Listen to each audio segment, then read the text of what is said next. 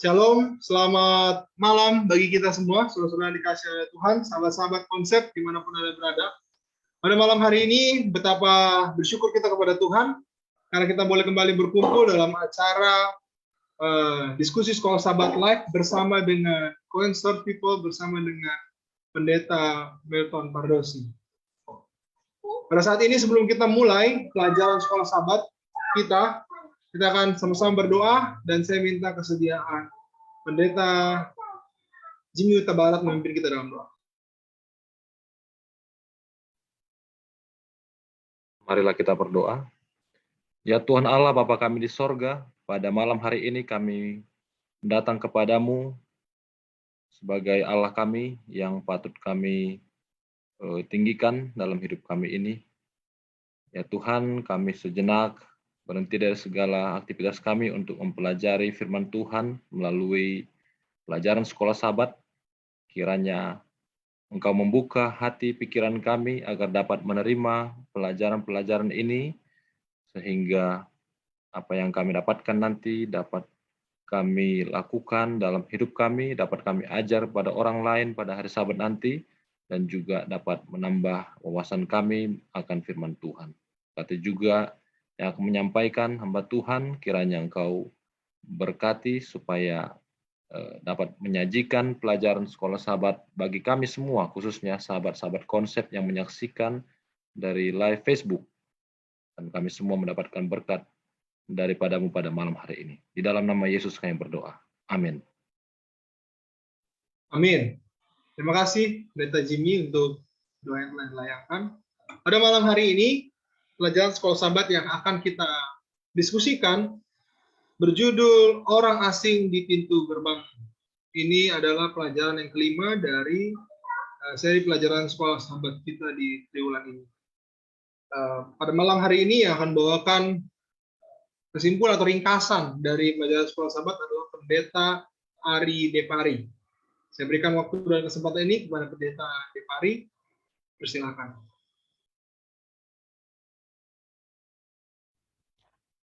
Salam, selamat malam kepada kita semua. Pada malam ini kita kembali mengikuti diskusi Sekolah Sahabat kita, dan tentunya seperti biasanya sebelum saya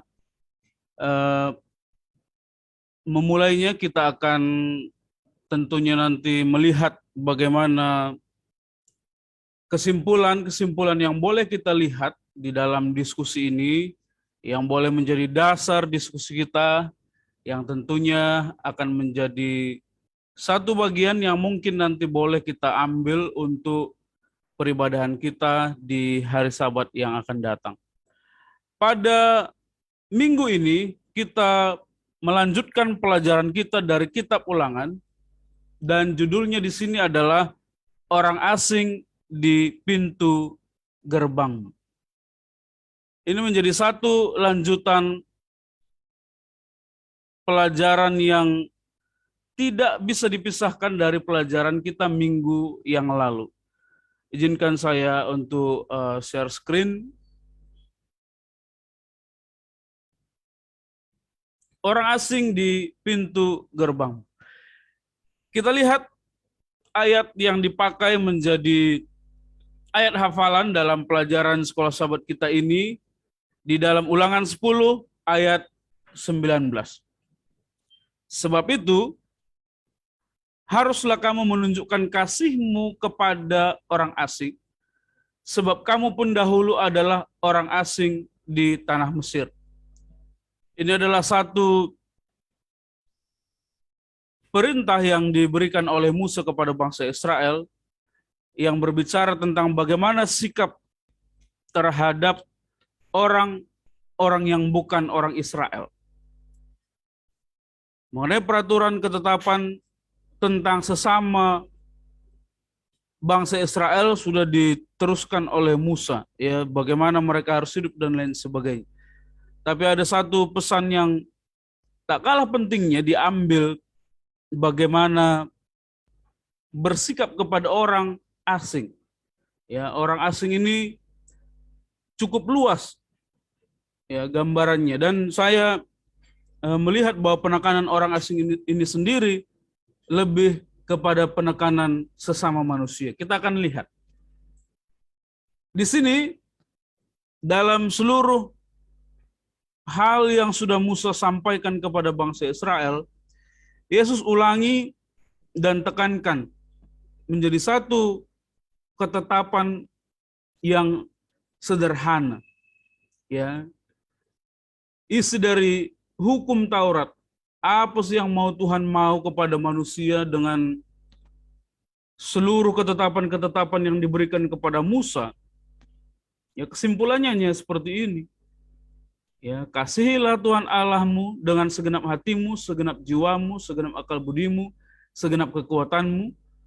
Ya, bagian atas ini seperti yang pendeta Alexander sampaikan minggu lalu, ya, diulangi oleh Yesus dengan mengucapkan kembali kata Shema Israel. Ya, lalu di bawah Yesus tambahkan, tetapi ini bukan hal yang baru sebenarnya. Kasihilah sesama manusia seperti dirimu sendiri. Ini hanya mengutip kembali, ya, mengutip kembali apa yang dikatakan Musa, dan tentunya yang memberikan hal tersebut kepada Musa, ya, Yesus sendiri, Tuhan sendiri. Lalu kita lihat apa yang bisa kita ambil sebagai kesimpulan pelajaran sekolah Sabat di sepanjang minggu ini. Yang pertama dikatakan bahwa tanda luar saja tidak cukup. Kalau kita bicara soal tanda lahiriah atau fisik, ya, Abraham dan keturunannya sudah membuat tanda perjanjian kekal dengan Tuhan melalui sunat, dengan perintah Tuhan. Tetapi hal itu tidak cukup. Waktu Tuhan mau buat Abraham dan keturunannya itu menjadi umat yang khusus, Tuhan suruh mereka harus bersunat. Ya, dan untuk keturunan Abraham sendiri, waktu umur 8 hari sudah harus disunat. Dan pada saat Tuhan perintahkan itu kepada Abraham, dia langsung lakukan itu kepada seisi rumahnya. Dan itu nanti akan dilanjutkan kepada anak-anaknya tentunya. Lalu dikatakan hati juga berarti batin, perasaan, pengertian sesuai dengan Kamus Besar Bahasa Indonesia. Jadi kenapa ada dalam kalimat yang Tuhan bilang di Ulangan, kamu harus menyunat hati? Karena ini berbicara tentang bagaimana bukan hanya tanda fisik saja, tetapi melalui perasaan, melalui batin, melalui pengertian dalam konteks hati itu yang kita kenal, itu juga harus memiliki tanda. Ya, tanda bagaimana mengingat perjanjian itu kepada Tuhan. Mengapa ini penting dikatakan? Karena dengan demikianlah maka seseorang akan sanggup mengasihi orang asing. Ya, dalam konteks Ulangan kalau kita baca di ayat inti kita selanjutnya, maka kalau seseorang itu sudah menyunat hatinya, Tuhan bilang, maka seorang itu akan bisa mengasihi orang asing, ya, bisa meneruskan apa yang Tuhan sudah buat tentang bagaimana Tuhan memperhatikan secara khusus orang-orang yang berkekurangan. Dan dalam hal ini ada yang istimewa, yaitu penekanan janda dan yatim piatu selalu diulang-ulang. Dan itu akan diulang nanti selalu di buku-buku Nabi yang lain sampai Yesus dan Rasul pun pada akhirnya ulang. Ya, janda, yatim piatu yang berada dalam kesusahan. Lalu yang kedua, mengasihi sesama manusia bahkan orang asing. Ini yang saya maksud tadi, orang asing bukan secara khusus, ya memang orang yang kita kenal, tetapi siapa saja, intinya itu dia. Berbicara kepada siapa saja. Kita harus mengasihi semua orang karena Tuhan yang kita sembah pun melakukan hal yang sama. Ini motivasi awalnya. Karena Tuhan mengasihi semua orang, maka orang yang mengaku menjadi pengikutnya pun seharusnya mengasihi setiap orang. Kasih terhadap sesama membutuhkan tindakan nyata yang berpengaruh. Ya, ini yang bisa kita lihat sehingga kita mengerti apa maksud Rasul Yakobus. Karena Rasul Yakobus ini ngomong, dia agak belak-belakan bicara, ya. Dia katakan kasih terhadap sesama itu harus ada tindakan nyata yang berpengaruh terhadap kehidupan orang-orang yang membutuhkan itu. Kadang-kadang semua kita mengakui bahwa kita harus mengasihi orang lain, tapi prakteknya kita juga tidak tahu apa, dan apa pengaruhnya juga kita tidak tahu, tapi kita tahu harus melakukan. Kalau kita kembali baca Yakobus 2:15, ini sebuah gambaran yang disampaikan oleh Rasul Yakobus mengenai iman tanpa perbuatan tidak ada gunanya. Sama seperti orang yang melihat orang membutuhkan sesuatu tapi hanya ngomong doang, gitu kira-kira gambarannya. Karena Rasul Yakobus ini dia tidak punya kosakata yang rumit seperti Paulus, tapi dia ngomong belak-belakan di sini. Saya yakin kalau kita baca Yakobus 2:15 ini kita langsung ngerti apa maksudnya. Ya. Dan Yesus tekankan juga Matius 5:46, apabila kamu mengasihi orang yang mengasihi kamu, ya orang nggak percaya sama Tuhan juga buat gitu. Kalau kita hanya mengasihi keluarga kita, teman gereja kita, atau orang yang kita kenal yang dekat di lingkungan hidup kita, ya itu menurut Yesus orang yang tidak kenal Tuhan pun masih buat begitu. Begitu kira-kira gambarannya. Mengasihi sesama manusia. Lalu ada istilah dari bahasa Indonesia sendiri yang saya ambil di sini. Di sini dikatakan hidup seperti roda yang berputar. Ya, kalau bahasa Inggris dibilang life like a roller coaster. Ya, jadi agak beda sedikit. Tapi prinsipnya sama. Kenapa Tuhan bilang mengasihi orang asing? Karena diingatkan, kalian pun pernah berada dalam keadaan yang sama. Tapi penekannya begini. Ya. Yesus kembali simpulkan dalam Matius 7:12. Segala sesuatu yang kamu kehendaki supaya orang perbuat kepadamu, perbuat jugalah demikian kepada mereka. Pada prinsipnya seperti itu.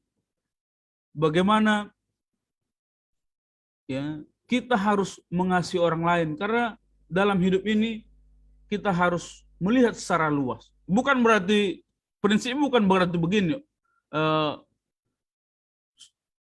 Seseorang harus mengalami kesusahan dulu baru bisa tahu cara menolong orang susah, bukan seperti itu. Tapi pada prinsipnya ya, semua itu kembali kepada diri kita, apapun yang kita lakukan. Ya, lalu selanjutnya ya, berlaku adil. Ini juga menjadi salah satu permasalahan di sepanjang zaman menurut saya, keadilan. Baik dari hal yang paling kecil sampai yang paling besar di pengadilan agung yang paling tinggi di setiap negara, di setiap zaman. Dan ini juga bahasa yang selalu diulang-ulang sama Tuhan kepada orang Israel. Ya, harus berlaku adil. Ulangan 1:16-17, berilah keputusan yang adil dalam perkara-perkara antara seorang dengan saudaranya dan dengan orang asing yang ada padanya. Jadi enggak, sama siapapun harus adil. Dalam mengadili janganlah pandang bulu, baik perkara orang kecil, baik perkara orang besar harus kamu dengarkan. Janganlah gentar terhadap siapapun. Ini jadi satu bagian yang luar biasa. Sebab pengadilan adalah kepunyaan Allah, tetapi perkara yang terlalu sukar bagimu harus kau hadapkan kepada aku supaya aku mendengar. Ya, di sini Musa bilang kepada pemimpin-pemimpin bangsa itu ya harus berlaku adil. Ini jadi satu bagian yang penting juga. Ketidakadilan adalah masalah yang terjadi di sepanjang zaman, bahkan di tengah-tengah umat Tuhan.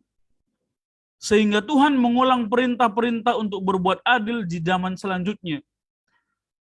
Ya, kalau kita lihat Yeremia 22:3, Yeskel 22:29, Zakaria 7:10, Maleakhi 3:5 itu adalah ayat-ayat yang diturunkan di zaman yang berbeda-beda, tapi masalahnya sama. Ketidakadilan dan diulangi terhadap janda yatim piatu. Karena itu selalu dilupakan. Ya kalau kita buka lagi sekolah sahabat kita masih ada ayat-ayat tambahan mengenai ini. Di kitab Yesaya juga ada, di tulisan-tulisan raja juga ada.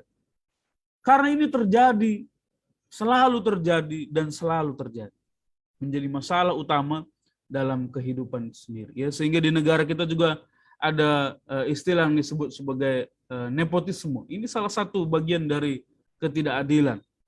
Ya. Dan yang terakhir bicara tentang agama yang murni. Kebenaran yang kita ketahui hanya akan berkuasa jika kita menghidupkannya juga. Itulah hidup beragama yang sejati. Ya. Tidak hanya sekedar mengklaim bahwa doktrin kami yang sesuai Alkitab, atau gereja kami, atau aliran kami yang paling benar. Tapi harus menghidupkan kebenaran yang ada itu. Di dalam kebenaran firman itu, mengasihi sesama adalah bagian yang sangat besar, yang menjadi tantangan yang masih sulit dimenangkan karena roh mementingkan diri. Ini menjadi salah satu masalah atau momok yang paling besar dalam kehidupan umat-umat Tuhan. Walaupun mereka itu sebagai bangsa Israel, umat pilihan. Dan saya bahkan berani walaupun mereka itu adalah sebagai umat yang seseorang Advent. Pada saat mereka belum menghidupkan kebenaran, khususnya mengasihi sesama itu dengan sesuai dengan maksud-maksud Tuhan, itu memang menjadi tantangan yang sangat besar. Secara fisik, Yakobus berbicara tentang ibadah yang murni. Kalau kita baca kembali tulisan Rasul Yakobus, dalam Yakobus 1:27, ibadah yang murni dan yang tidak bercacat di hadapan Allah Bapa kita ialah mengunjungi yatim piatu dan janda-janda dalam kesusahan.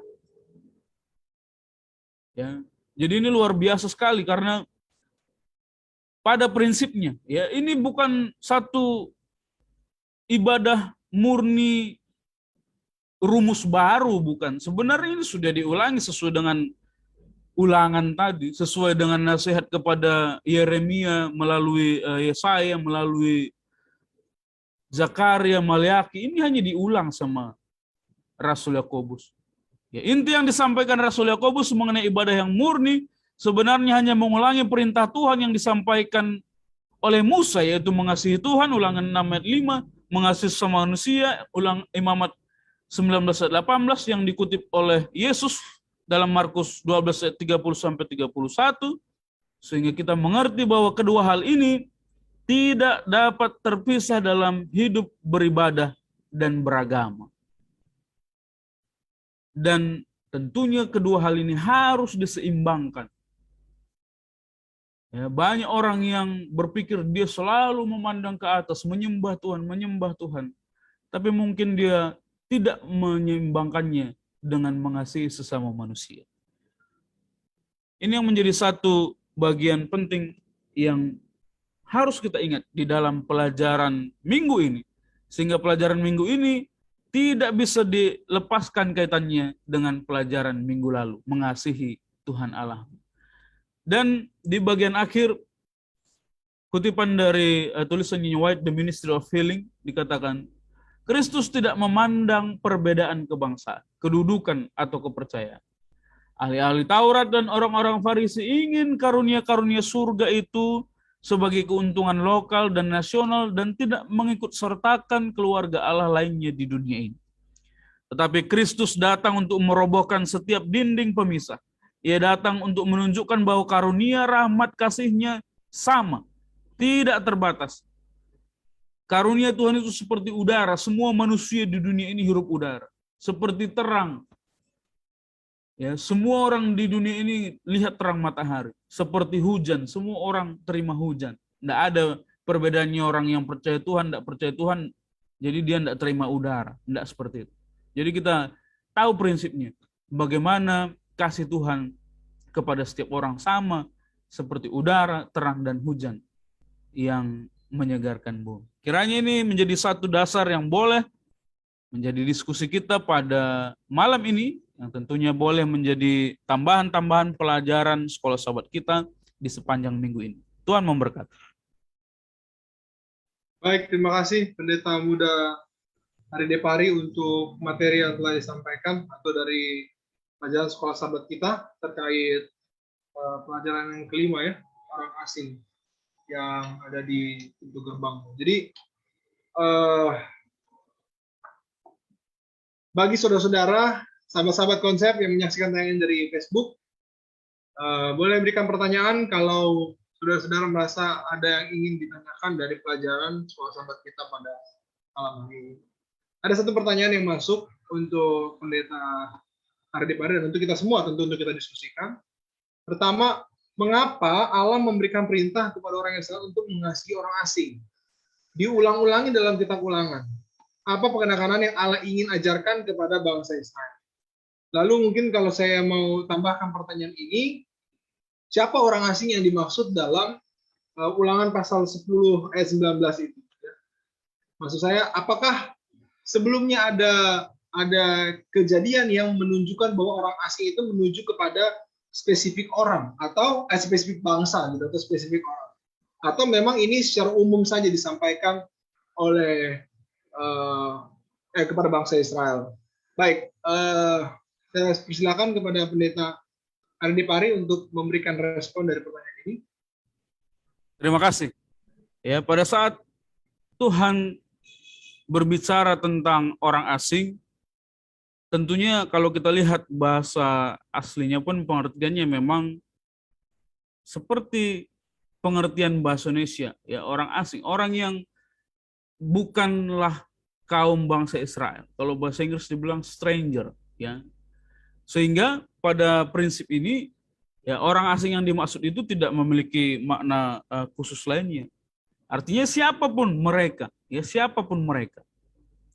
Ya, sehingga dalam penekanan ini, siapapun mereka yang datang bersama-sama atau berada di daerah perkemahan bangsa Israel atau bahkan punya urusan dengan bangsa Israel secara internal, maka semuanya itu harus diperlakukan sama. Tidak ada hal-hal, ini bicara soal keadilan, ya. Ada memang perlakuan-perlakuan yang berbeda kalau sesama bangsa Israel dalam dalam nasihat Musa pada saat itu. Tetapi kalau masalah fairness atau keadilan itu harus dilakukan kepada semua orang. Kenapa penekanannya orang asing? Karena pada prinsipnya secara dunia, secara manusia, tidak ada alasan orang untuk berbuat sama terhadap saudaranya dengan orang yang dia tidak kenal sama sekali. Tapi berdasarkan nasihat Tuhan, walaupun tidak kenal, tidak ada alasan kita untuk buat yang tidak adil terhadap orang itu.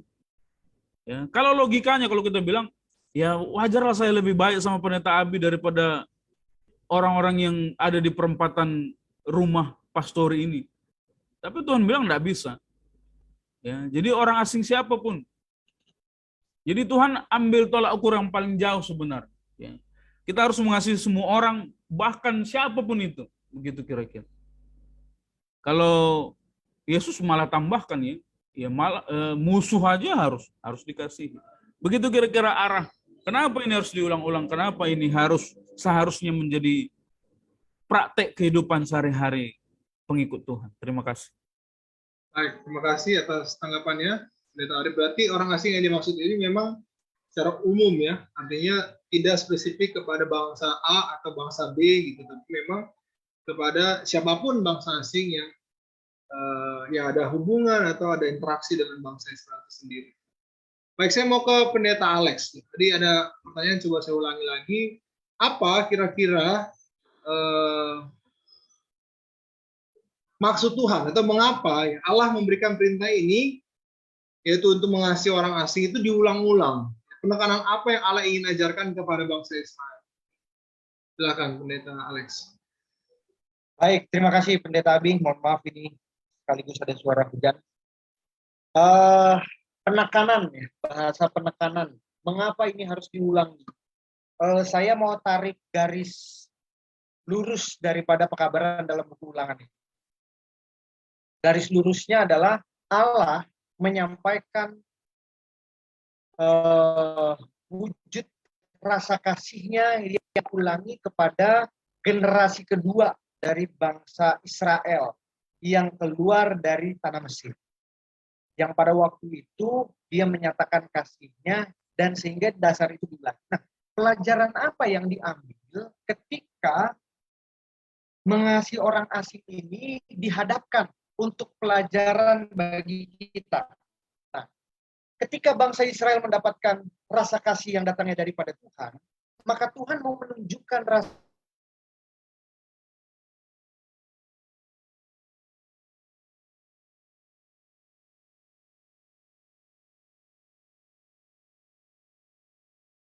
Baik, sepertinya ada sedikit gangguan ya.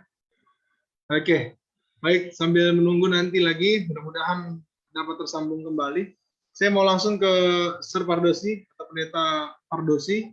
Bagaimana menanggapi pertanyaan ini, Sir? Kenapa penekanan ini diulang-ulangi untuk bangsa Israel?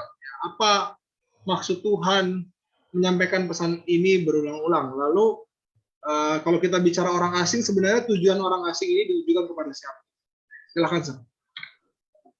Terima kasih atas pertanyaannya ya. Saya senang menyapa sahabat-sahabat konsep yang melihat ini secara live di YouTube, di Facebook ya, dan nanti juga di YouTube ya. Selamat jumpa kembali dan terima kasih atas kesempatan ini ya. Mungkin saya mundur dulu ke belakang sebelum menjawab tentang orang asing itu ya. Manusia itu cenderung lebih baik kepada orang yang baik kepada dia, cenderung lebih baik kepada orang yang sudah memberikan kebaikan-kebaikan kepadanya, cenderung biasa-biasa saja kepada orang yang dia kenal tapi mungkin tidak terlalu dekat, dan mungkin cenderung ya bersikap santai saja kepada orang yang betul-betul dia tidak kenal. Apalagi di zaman modern sekarang ini, saudara, kalau saudara tiba-tiba menerima orang asing masuk ke rumah saudara, lalu kasih makan, numpang nginap, wah itu kadang-kadang perlu berhati-hati kita. Ya. Karena siapa tahu orang itu ada niat-niat yang tidak baik kan, kita nggak tahu ya. Karena memang saudara tidak kenal sama sekali orang itu. Nah, oleh sebab itu maka Tuhan memberikan nasihat kepada Israel. Nasihat itu merujuk kepada memperlakukan semua orang itu dalam kesempatan yang sama. Yang pertama adalah dalam kesempatan keselamatan. Ya, Israel ini tidak boleh memilih-milih kepada siapa mereka akan membawa rencana keselamatan itu kepada bangsa-bangsa di sekitar mereka. Tidak boleh mereka pilih-pilih. Siapa saja, di mana saja terbuka pintu untuk mereka membawa keselamatan ini, maka mereka harus bawa itu kepada bangsa-bangsa itu. Nah, ini yang pertama kan konteksnya itu tentang Israel sebagai terang sorga, terang Tuhan. Jadi mereka tidak boleh menutupi terang itu kepada orang yang ini bukan orang Israel ini, nggak perlu kita kabarkan keselamatan kepada mereka, nggak bisa seperti itu. Nah, makanya melalui pengalaman Nabi Yunus itulah Tuhan hendak mengingatkan kembali Israel, walaupun ini sudah jauh dari buku Ulangan, bahwa Tuhan juga ingin menyelamatkan bangsa Niniwe yang jahat itu. Ya, sebenarnya kan Niniwe itu lebih bagus dibinasakan. Tapi Tuhan masih memberikan kesempatan kepada Niniwe itu untuk bertobat. Itu sebabnya dikirimlah Nabi Yunus itu. Nah, ini yang perlu dipahami tentang bagaimana menyikapi orang asing. Ya. Nah, yang kedua adalah, yang penting adalah bagaimana menyikapi keberadaan orang asing itu di dalam urusan-urusan sosial.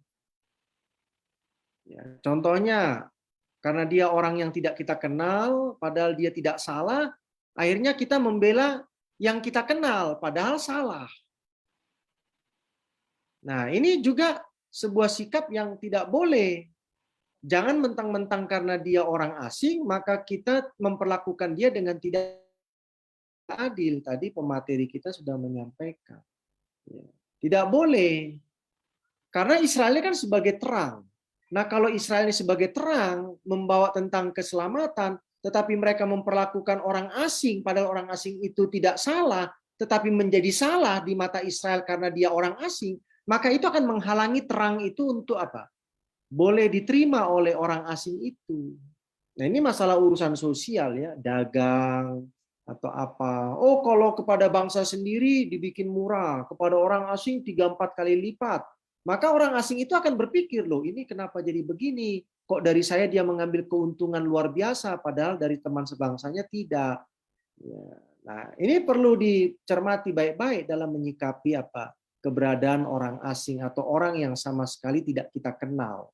Ya. Lalu yang ketiga adalah bagaimana kita menyikapi keberadaan orang asing itu ketika mereka tidak mampu. Ya, kalau tadi kan mampu ya, dia mampu membeli. Ya. Sekarang tidak mampu, artinya ya memiliki keterbatasan ekonomi yang luar biasa. Apakah kita akan memperlakukan mereka dengan semena-mena karena mereka tidak mempunyai kekuatan, ataukah kita akan menolong mereka untuk mereka juga boleh mendapatkan kelepasan, pertolongan dari keterbatasan yang mereka sedang hadapi, ya mungkin susah atau apa, ya itu sebabnya kadang-kadang kita itu ada pengumpulan dana kan untuk orang yang nggak tahu kita di mana itu gempa bumi ya kan, kita ikut saja menyumbang begitu. Ya. Nah dasarnya itu kan adalah bahwa Tuhan juga sudah menunjukkan kepedulian bagi Israel ketika Israel itu apa? Berada dalam pembuangan. Nah, di sini kata kuncinya tentang bagaimana menyikapi orang asing itu adalah kasih. Ya, kalau kasih itu sudah betul gitu ya, maka perlakuan kita kepada orang asing dalam 3 konteks yang tadi saya katakan itu, bagaimana terang keselamatan dibawa kepada mereka, bagaimana memperlakukan mereka secara sosial, ya, lalu bagaimana memperlakukan mereka dengan adil, maka itu akan berjalan dengan alamiah dia, karena kasih kita itu sudah merupakan kasih agape yang kita sudah terima dari Tuhan yang kita juga, dulu juga adalah orang asing. Seperti orang Israel adalah orang asing di Mesir, tetapi Tuhan sudah menunjukkan kepedulian kepada orang Israel. Terima kasih. Baik, ini ada 3 poin penting ya yang tadi saya sampaikan. Nah, intinya adalah bahwa kalau kita sebagai umat Tuhan jangan kita membeda-bedakan orang ya. Berlaku adil, ya, kita juga sebagai makhluk sosial, lalu bagaimana kita bisa menyampaikan atau bisa menjadi terang. Ya, kita ini umat Tuhan harus menjadi terang. Bagaimana memberikan kabar kebenaran ini melalui hidup, ya, bukan hanya melalui teori-teori. Baik, ada pertanyaan yang masuk dari Facebook. Sebelumnya saya juga mau menyapa saudara-saudara yang boleh menyaksikan dari Facebook. Saya menyapa Bapak Letus Taruk Anggraha, lalu saudari atau Ibu Melda Situmorang, Rina Tampu Bolon, Julian Maniku, Utami Yolanda Ginting, dan mungkin saudara-saudara yang lain yang tidak bisa saya sebutkan satu persatu. Saya sangat bersyukur secara pribadi dan tentu kami juga sangat senang saudara-saudara bisa bergabung dan kiranya tayangan ini boleh menjadi berkat bagi kita semua. Ada pertanyaan dari Bapak Letus Tarung Anggraha. Saya bacakan langsung saja ya. Nanti Pendeta Ari boleh langsung merespon. Bagaimana dengan mungkin ini ya? Bagaimana dengan orang yang mau kita tolong, maunya ditolong sesuai kehendaknya. Misal dia tidak lagi kesulitan keuangan, dia lagi kesulitan keuangan, kita tidak bisa memberi uang, namun memberi yang lain, misalnya sembako. Lakukan itu yang bisa kita beri. Namun ketika kita memberi, dia menolak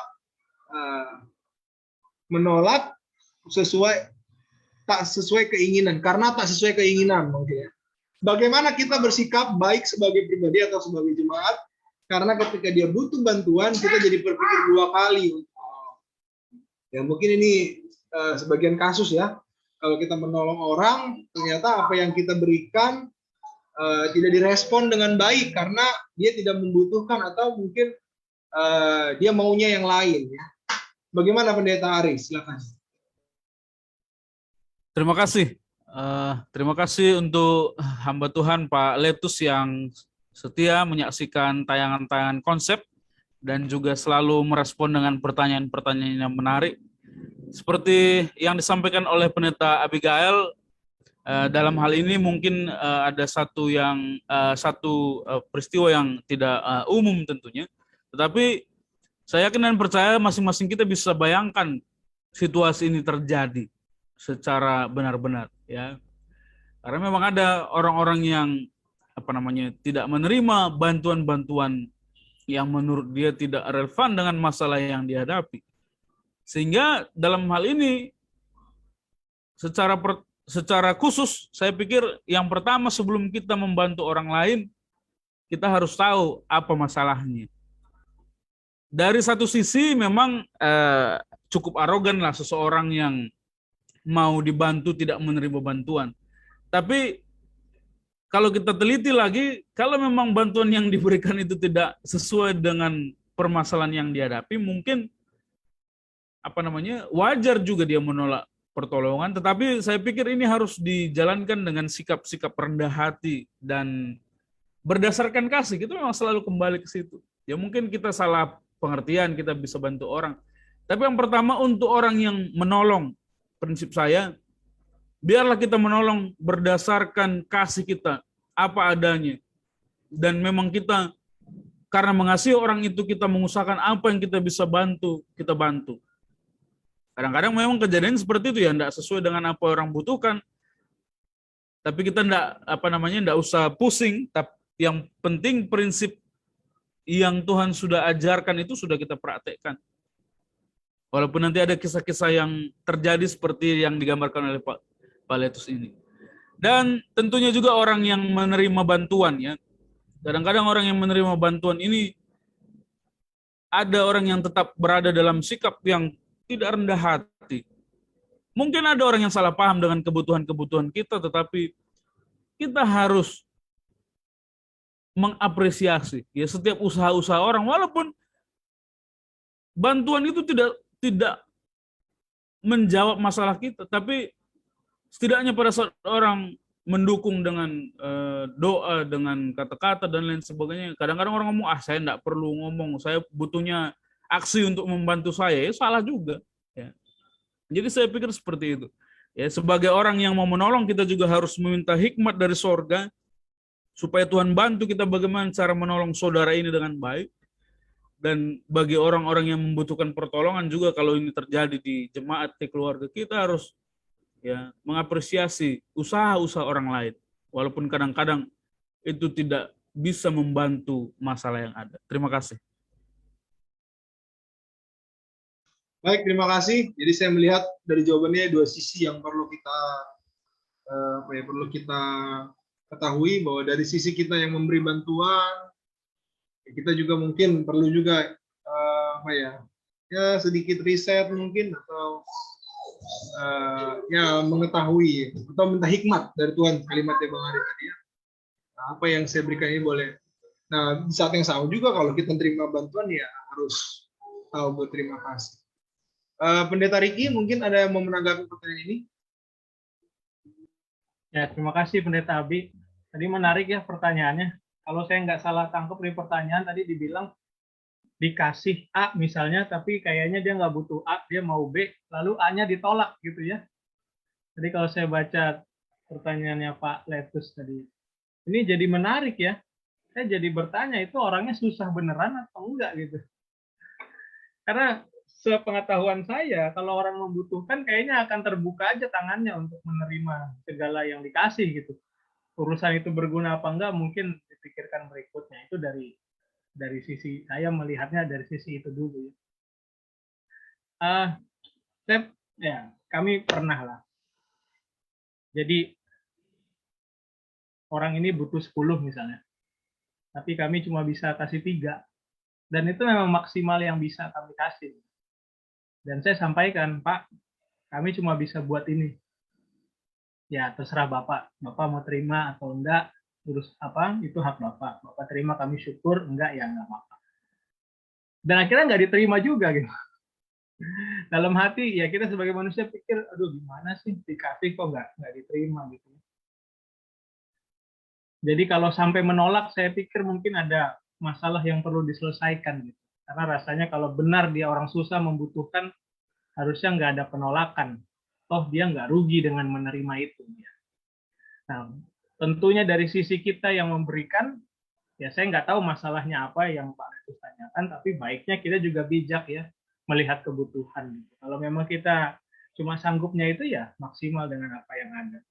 Nah, balik lagi ke cerita buku Ulangan, di Ulangan 15 itu ayat 11 disampaikan, sebab orang-orang miskin tidak hentinya akan ada di dalam negeri itu. Itu sebabnya aku memberi perintah kepadamu demikian, haruslah engkau membuka tangan lebar-lebar bagi saudaramu yang tertindas dan yang miskin di negerimu. Jadi dengan penolakan itu bukan berarti kita langsung kesimpulan, sudahlah saya nggak akan pernah tolong Bapak lagi. Tapi dari ayat ini saya pikir ya kita harus tetap menolong ya, mungkin mencari hal yang lain gitu, hal yang baik yang mungkin lebih pas kepada dia gitu ya. Itu mungkin sedikit yang saya bisa tanggapi ya. Terima kasih, Pendeta. Baik, terima kasih. Ya, jadi memang sepertinya mungkin ada masalah ya kalau kasus seperti itu terjadi, mungkin terlepas dari masalah orangnya atau karena ada hal-hal yang terjadi sebelumnya. Yang jelas kalau kita mau memberikan bantuan ya lakukanlah dengan tulus dan ya biarlah itu dapat jadi berkat bagi orang lain ya. Baik, saya lihat waktu kita sudah sangat mepet. Ada satu pertanyaan lagi dari saudari atau Ibu Melda Situmorang. Nanti ini saya akan langsung serahkan kepada Pendeta Ari, lalu nanti sekaligus closing statement dari Serpadosi dan menjawab pertanyaan ini. Jika dalam gereja ada membeda-bedakan hak, jemaat, dan perlakuan lain, maka ini dapatkah dikatakan bahwa kita sudah adil? Silakan Pendeta Ari. Ya, jadi pertanyaan ini cukup penting juga mengenai mengasihi sesama, mengasihi orang asing, tapi ini juga secara praktek banyak bisa kita lihat di dalam gereja, ya. Dan terima kasih untuk pertanyaan yang baik ini Ibu Melda Situmorang, maksud saya. Ada juga penekanan kembali yang cukup panjang di bawah di pertanyaan di Facebook. Tapi menurut saya pertanyaan ini sudah dijawab sebenarnya oleh Rasul Yakobus. Kalau kita buka Yakobus 1 ayat Yakobus 2 ayat 1, ya, lanjutan dari ibadah yang murni tadi yang kita lihat di screen. Begini bahasa dari Rasul Yakobus ini. Saudara-saudaraku, sebagai orang yang beriman kepada Yesus Kristus Tuhan kita yang mulia, janganlah iman itu kamu amalkan dengan memandang muka. Karena ternyata di zaman rasul-rasul juga kasus ini sudah terjadi, ya. Sebab jika ada orang masuk ke dalam kumpulanmu memakai cincin, emas, pakaian indah, datang juga orang miskin ke situ, ya. Perlakuannya berbeda-beda, kata Rasul Yakobus. Ya, ini secara praktek memang sudah terjadi dari dulu sampai sekarang. Orang memang selalu lihat apa yang terlihat secara visual. Sehingga kenapa Tuhan selalu nasihatkan tentang keadilan, karena kesalahan ini selalu terjadi. Bahkan di tengah-tengah umat Tuhan. Ya, pertanyaan ini bilang, bagaimana jika kita membeda-bedakan perlakuan? Ya, jawabannya tentu seperti yang disampaikan oleh Rasul Yakobus tadi. Berarti kita belum mempraktekkan iman sesuai dengan yang diharapkan Tuhan, ya. Yakobus 2:1, janganlah iman itu kamu amalkan dengan tergantung orangnya, begitu kira-kira. Ya, jadi saya pikir ini cukup jelas. Dan dalam penghormatan, dalam sikap cara bicara, kadang-kadang orang yang dasinya agak bagus, pakainya agak bagus, langsung duduk di tempat yang bagus, disambut orang-orang yang baik, lalu di jam sekolah sahabat disambut, terima kasih tamu kami. Ya, di jam khotbah juga diulangi, terima kasih tamu kami. Pengkhotbah juga bilang terima kasih. Padahal ada orang satu lagi yang biasa-biasa aja nggak pernah disambut, nggak ada yang salam, nggak ada yang tawarkan untuk menulis namanya di buku tamu dan lain sebagainya. Ini dalam porsi yang paling kecil sampai yang paling besar. Janganlah sampai praktek-praktek ini terjadi di gereja kita atau kita lakukan. Kalau memang ini masih dilakukan orang lain, kita doakan. Ya, jangan hakimi juga orang lain dengan pertanyaan ini, oh si Anu masih seperti ini, seperti itu, pendeta. Enggak. Kita usahakan itu tidak terjadi di gereja kita. Kita tidak lakukan itu sehingga hal ini tidak terjadi sesuai dengan yang disampaikan oleh Yakobus. Masih ada tambahan-tambahan lain di bawah Bu Melda Situmorang, baca nanti Yakobus 2 ayat 1 sampai selanjutnya menjadi jawaban-jawaban baik menurut saya dari pertanyaan ini. Terima kasih. Baik, terima kasih Pendeta Depari. Saya langsung ke Pendeta Pardosi untuk memberikan tanggapan sekaligus closing statement. Baik, terima kasih ya. Mungkin saya harus luruskan dulu ya. Setiap anggota jemaat itu ada haknya, ada kewajibannya. Di luar anggota jemaat, maka dia tidak bisa menuntut hak dan kewajibannya. Contohnya ya, saya tidak tahu di jemaat-jemaat ya.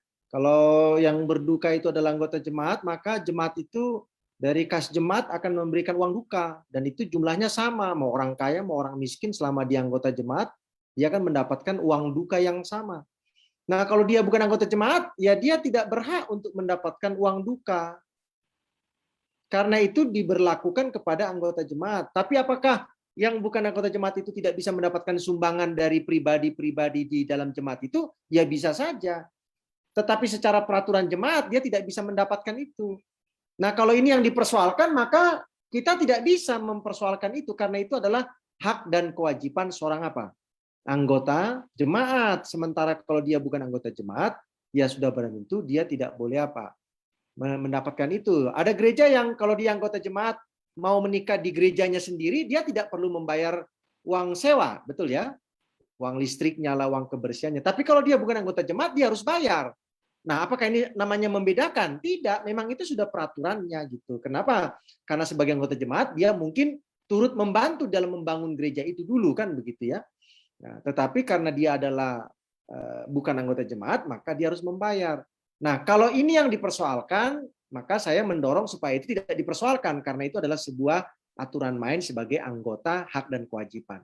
Tetapi kalau contohnya ya, kalau anggota duduknya di depan, kalau bukan anggota duduknya di belakang. Lah ini lain lagi nih ceritanya. Ini gereja apa ini kok duduknya aja diatur-atur antara anggota dengan bukan anggota. Ya. Contohnya kalau dia anggota yang kaya, maka harus jadi ketua jemaat. Yang enggak kaya enggak boleh jadi ketua jemaat. Nah, ini yang enggak boleh karena syarat ketua jemaat itu kan bukannya kaya atau miskin, tetapi apakah dia sudah dewasa rohani atau belum dan siap melayani atau tidak, kan itu syarat-syarat. Nah, jadi pertanyaan tadi Ibu tadi harus dibeda-bedakan. Ini yang mana ini perlakuan yang berbeda atau yang terlihat tidak adil? Apakah hak dan kewajiban sebagai seorang anggota jemaat ataukah bagaimana gereja itu memperlakukan anggotanya atau yang bukan anggota dalam hal-hal contoh yang tadi saya berikan. Nah, sebagai closing statement saya bahwa tadi saya katakan di awal, Mbak, mengasihi itu terlebih mengasihi orang asing ya, maka ini sangat berpengaruh dari hati seseorang. Apalagi di zaman modern ini, mengasihi orang asing yang betul-betul tidak kita kenal itu perlu berhati-hati. Bukan seperti yang tadi saya ucapkan yang 3 itu tadi ya, masalah keselamatan, ya, masalah memperlakukan secara sosial, dan masalah memperlakukan secara adil atau tidak. Itu beda lagi. Tapi kalau memperlakukan orang asing seperti umpamanya tiba-tiba datang orang mengetok rumah saudara, lalu mau menginap di rumah saudara, ya ada baiknya bagi saya ya, kalau saudara mau terima langsung, ya itu hak saudara kan rumah saudara. Bagi saya perlu berhati-hati, ya karena pada zaman sekarang ini tindak kejahatan itu begitu marak, begitu banyak model-modelnya, sehingga kita perlu berhati-hati ya. Mungkin kalau memang sangat mendesak ya kita perlu konsultasi dengan Pak RT, Pak RW kan, supaya supaya betul-betul berhati-hati. Terima kasih banyak.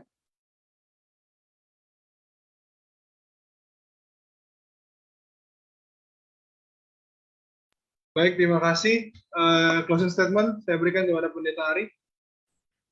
Baiklah, di akhir diskusi kita ini, seperti yang sudah banyak disampaikan oleh pemimpin kami, Pendeta Milton Pardosi, dan juga pelajaran-pelajaran yang sudah boleh kita lihat di dalam diskusi dan juga dalam sekolah sahabat kita, maka kita mengambil kembali waktu kita untuk melihat bagaimana kehidupan keagamaan kita, apakah kita sudah melakukan hal-hal yang sesuai dengan perintah Tuhan mengenai konteks mengasihi sesama manusia. baik orang-orang yang berkekurangan maupun bahkan orang-orang asing, dalam tambahan yang sudah disampaikan oleh Pendeta Pardosi, dengan hikmat dan kebijaksanaan supaya kita juga tidak konyol dengan kehidupan yang jahat pada zaman-zaman ini. Kiranya kita akan mengasihi Tuhan dengan segenap hati, segenap jiwa, dan mengasihi sesama manusia seperti dirimu sendiri dengan praktek yang nyata di dalam kehidupan kita. Kiranya Tuhan memberkati. Baik, terima kasih untuk semua saudara yang sudah bergabung, sahabat-sahabat konsep dan terlebih pemateri, Pardosi dan juga teman-teman pendeta yang sudah bergabung dalam Zoom pada malam hari ini. Ya, pelajaran yang sudah kita dengar dan pelajari, bahkan diskusikan bersama, boleh menjadi berkat bagi kita semua dan dapat kita bagikan ketika nanti kita diskusi bersahabat di gereja kita masing-masing.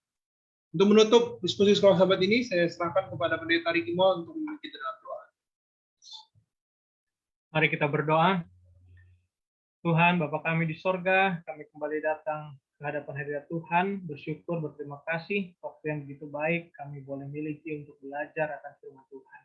Kami percaya setiap apa yang kami sudah dengar, kami bicarakan, kami diskusikan, kiranya itu boleh membawa iman dan harapan kami lebih dekat dan setia selalu kepada Tuhan. Bapa di sorga, Kau juga memberkati saudara-saudara, sahabat konsep yang menyaksikan dan belajar bersama, biarlah berkat Tuhan, kesehatan, kekuatan selalu menyertai mereka. Inilah doa kami Tuhan, kami serahkan hanya di dalam nama Yesus, Tuhan dan Juru Selamat kami. Amin. Amin. Selamat malam. Terima kasih sekali yang sudah bergabung.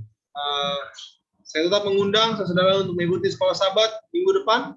Dan setelah acara ini kita akan ada diskusi Alkitab live bersama dengan konsep. Baik, inilah acara sekolah sahabat kita. Terima kasih, Tuhan memberkati kita semua.